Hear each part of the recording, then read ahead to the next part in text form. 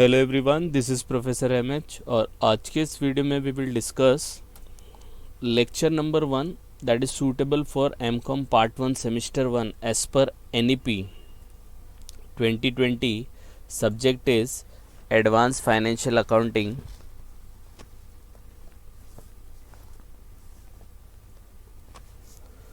जिसके अंदर हम लोग देखने वाले बेसिक इंट्रोडक्शन ऑफ अकाउंटिंग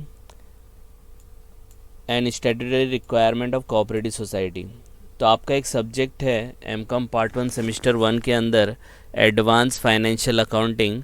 ये एडवांस फाइनेंशियल अकाउंटिंग में एक चैप्टर है जिसका नाम है accounting and statutory requirement of cooperative societies.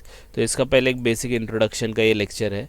इसके बाद हम लोग इसका जो फाइनल अकाउंट बनता है उसका फॉर्मेट देखेंगे और फिर उसको कैसे प्रैक्टिकल क्वेश्चन जो बोर्ड में है उसको कैसे सॉल्व करना है वो हम लोग देखने वाले हैं. तो let's start with the basic introduction, क्योंकि बेसिक इंट्रोडक्शन जब तक क्लियर नहीं होगा आपको कोऑपरेटिव समझ में नहीं आएगा.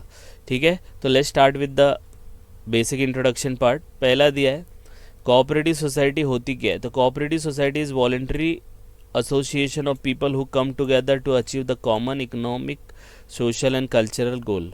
अब ये तो एकदम इसका ऑफिशियल लैंग्वेज में डेफिनेशन दे दिया है. अब बेसिक क्या है देखो, नाम से ही पता चल रहा है. कोऑपरेटिव सोसाइटी एक सोसाइटी होगी. तो सोसाइटी क्या होती है? It is a group of people. Cooperative का मतलब क्या होता है? एक दूसरे को कोऑपरेट करना, मदद करना. तो एक सोसाइटी होगी जो एक दूसरे को कोऑपरेट करेगी. अब एग्जांपल के तौर पे आप लोग फ्लैट में रहते हो, that is the housing society, right. लिखते हैं ना XYZ कोऑपरेटिव हाउसिंग सोसाइटी. तो वो एक सोसाइटी है, ग्रुप ऑफ पीपल रहते हैं वहाँ पे और एक दूसरे को सपोर्ट करते हैं. सपोर्ट इन द सेंस कि आप एक ही बिल्डिंग में रहते हो तो वहाँ पे जो भी रहेगा डिसीजन लिया जाएगा सब मिलजुल के लेंगे. तो कोऑपरेटिव सोसाइटी का मतलब क्या होता है? It is a association of people, लोगों का एक एसोसिएशन होता है जो एक साथ आते हैं और अपने या तो उनका एक इकोनॉमिक होगा या तो उनका सोशल होगा या उनका कल्चरल जो गोल होगा उसको अचीव करेंगे. अब हाउसिंग सोसाइटी है तो वहाँ पे आप बिज़नेस करने के लिए नहीं आए, वहाँ पे रहने आ रहे हो, तो आपका जो सोशल गोल है वो अचीव हो जाएगा. तो कोऑपरेटिव सोसाइटी एक ग्रुप ऑफ पीपल होता है जो आते हैं और अपना एक पर्टिकुलर गोल को अचीव करते हैं. ठीक है, कोऑपरेटिव मतलब एक दूसरे को कोऑपरेट करना, सपोर्ट करना. सेकेंड दिया है they are operating in various field. बहुत सारे फील्ड में, ऐसा नहीं है कि हाउसिंग सोसाइटी में ही है. हाउसिंग सोसाइटी भी है, वीविंग मिल्स होता है, कंज्यूमर होता है, कंज्यूमर कोऑपरेटिव सोसाइटीज़ होती है, बैंक्स का होता है, कभी सुना होगा कोऑपरेटिव बैंक्स, शुगर फैक्ट्रीज होती है. इन सब फील्ड के अंदर कोऑपरेटिव सोसाइटी वर्क करती है. ठीक है, थर्ड पॉइंट है अकाउंटिंग एंड फाइनल अकाउंट. अब देखो ज़्यादा बोर नहीं करना है. इसका जो अकाउंटिंग होता है फाइनल अकाउंट बनता है, ये डिफ़र करता है स्टेट टू स्टेट. अब जैसे कंपनी है, कंपनी का फाइनल अकाउंट बनाएंगे तो वो तो फिक्स है, चाहे आप इंडिया के किसी भी कोने पे बैठ के आप अपना फाइनल अकाउंट बनाएंगे. लेकिन अगर कोऑपरेटिव सोसाइटी है तो हर एक स्टेट का अलग अलग फॉर्मेट होता है, वो हम लोग को देखना है. तो हम लोग महाराष्ट्र में हैं तो महाराष्ट्र के हिसाब से हम लोग को उसका फाइनल अकाउंटिंग करना पड़ेगा. इसीलिए क्या है कि जो अकाउंटिंग प्रोसीजर है उसमें हम लोग फॉलो करते हैं महाराष्ट्र कोऑपरेटिव सोसाइटी एक्ट 1960 और Maharashtra state cooperative society rule 1961. उसका एक्ट है 1960 का और 1961 के रूल्स है वो फॉलो करते हैं. देन अब इसका ऑफिशियल है यही सेक्शन के, यही एक्ट के हिसाब से 1960 के हिसाब से महाराष्ट्र कोऑपरेटिव सोसाइटी एक्ट में सेक्शन है 2 सब सेक्शन 27. सोसाइटी का मतलब क्या होता है? तो ये एकदम बेसिक है, इसमें कुछ नहीं, एकदम टेक्निकल दिया है, लेकिन यहाँ पे हम लोग ने बता दिया है. Society means cooperative society registered और deem to be registered under act. जो सोसाइटी इसके अंदर रजिस्टर्ड है या होने वाली है उसको सोसाइटी बोलते हैं. तो इतना कुछ वो नहीं है, ऑफिशियल है, लेकिन यहाँ पे हम लोग ने देख लिया कि कोऑपरेटिव सोसाइटी का मतलब क्या होता है. दूसरा वर्किंग कैपिटल, कुछ इंपॉर्टेंट पॉइंट है. तो ये वर्किंग कैपिटल है. वर्किंग कैपिटल का मतलब क्या होता है? वर्किंग कैपिटल का मतलब होता है जो पैसा आप डे टू डे बिजनेस के लिए यूज़ करने वाले हो, सोसाइटी के पास जो डिस्पोजल के लिए फंड्स होगा. और ये फंड्स कहाँ से आता है? या तो पेड अप शेयर कैपिटल में से लो, या प्रॉफिट जो कमाया उसमें से लो, या आप बोरो करते हो. ये सब पैसा आप जमा करते हो और अपने बिजनेस बोल रहा हूँ. वर्किंग कैपिटल जो सोसाइटी के डे टू डे एक्टिविटीज़ को रन कर सके उसके लिए यूज़ करते हैं. वर्किंग कैपिटल का मतलब होता है जो फंड्स आप डेली यूज़ के लिए, डेली ऑपरेटिंग खर्चे के लिए यूज़ करते हो उसको बोलते हैं वर्किंग कैपिटल. थर्ड वन दिया है member under section 2 sub section 19 clause A, member दिया है। मेंबर का मतलब क्या होता है, अब ये सोसाइटी है ना, तो सोसाइटी में लोग रहते होंगे तो उनको लोग नहीं बोलते, मेंबर बोलते हैं। तो member person joining an application of registered cooperative society which is subsequently registered and duly admitted to membership of the society after registration include, ये इनके नाम दिए हैं। तो मेंबर का मतलब क्या है, इसमें बहुत सारा दिया है। तो जो बंदा यहाँ पे रजिस्ट्रेशन ले लिया है या एडमिट हो गया उसकी मेंबरशिप में सोसाइटी में, तो वो उसको मेंबर बोला जाएगा। अब जैसे आप फ्लैट में रहते हो, हाउसिंग सोसाइटी है, हाउसिंग सोसाइटी में 100 फ्लैट है, कितने फ्लैट है, 100 फ्लैट है।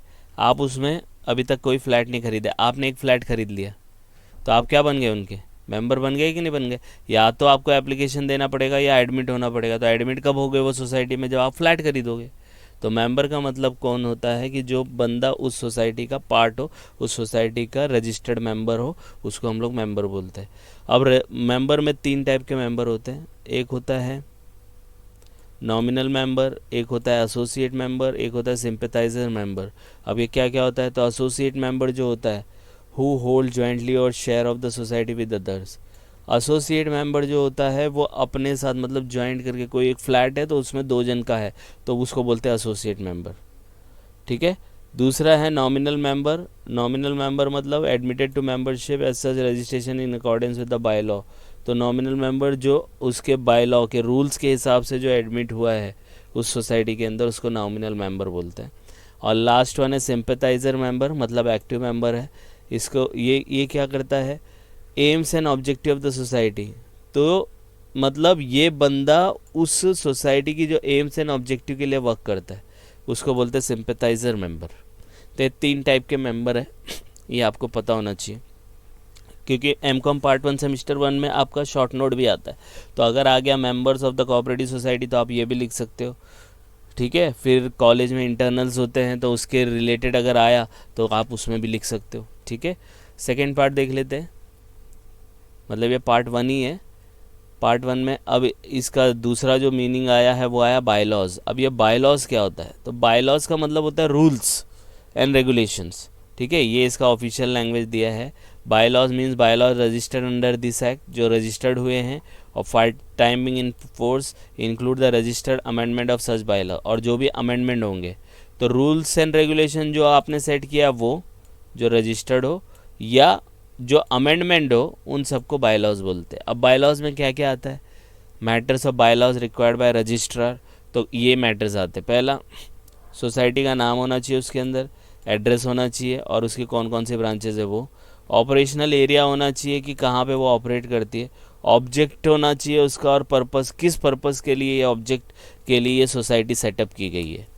फिर आपका आता है फंड्स एंड शेयर कैपिटल, कि भाई सोसाइटी फंड्स को कैसे रेस करेगी, कितना वो मेंबर से लेगी और उस पैसे को वो कैसे अप्लाई और यूटिलाइज करेगी। तो ये सब चीज़ें कहाँ दी होंगी, बायलॉज में दी होगी। तो बायलॉज ये बताता है कि सोसाइटी का नाम क्या होगा, उसका एड्रेस कहाँ है, सब दिया होगा, उसका लोकेशन, मेन ऑब्जेक्ट क्या है सोसाइटी का, फिर वो फंड कहाँ से रेस करेगी, एक मेंबर से कितना फंड लेगी और वो पैसा वो कहाँ यूज़ करने वाली है। नेक्स्ट है मेंबरशिप, जो भी मेंबर वहाँ पे बने हैं तो किस टर्म्स एंड कंडीशन पे वहाँ पे मेंबर बन सकते हैं, मेंबर को क्या rights and duties and liabilities होंगी, राइट। तो ये सब का बारे में भी होना चाहिए। Default and consequences, penalty and consequences of member default in payment of any due. अगर कोई ड्यू बाकी है मेंबर के ऊपर और वो उसका पेमेंट नहीं करता है, तो अगर पेमेंट नहीं किया तो उसकी क्या पेनल्टीज़ होंगी, वो सब इसमें होगा। देन ये हो गया इसका बायलॉस, ठीक है। नेक्स्ट आपका क्या दिया, investment of funds. Society investment कहाँ कर सकती है, तो सोसाइटी इन्वेस्टमेंट कर सकती है कोऑपरेटिव बैंक्स में, इंडियन ट्रस्ट एक्ट सिक्योरिटीज़ में, कोऑपरेटिव बैंक बैंकिंग कंपनी में, शेयर्स बॉन्ड डिवेंचर्स में of other society, immovable properties में, या कोई और मोड जिसको परमिट किया गया कि भाई हम लोग यहाँ पे इन्वेस्ट कर सकते हैं। तो फंड अगर बचा रहेगा सोसाइटी के पास तो वो और भी जगह पे इन्वेस्टमेंट कर सकती है, कहाँ इन्वेस्ट करेगी, तो ये सब इसके ऑप्शन है, ठीक है। तो ये इसके 14 कुछ पॉइंट हो गए हैं, और भी थोड़े से पॉइंट है जो हम लोग नेक्स्ट पार्ट में देखेंगे। दिस इज़ द पार्ट 1, ठीक है। पार्ट 2 के अंदर हम लोग वो चेक करेंगे कि क्या क्या है। तो ये आपका कुछ 10 मिनट का वीडियो बना है, इसको आप रेफ़र करो, और कुछ डाउट आएगा तो कमेंट करके बता सकते हैं, जिससे हम लोग आप आने वाली वीडियो में उसको इनकॉर्पोरेट कर सके। ठीक है, तो that's all for today, we will continue next time.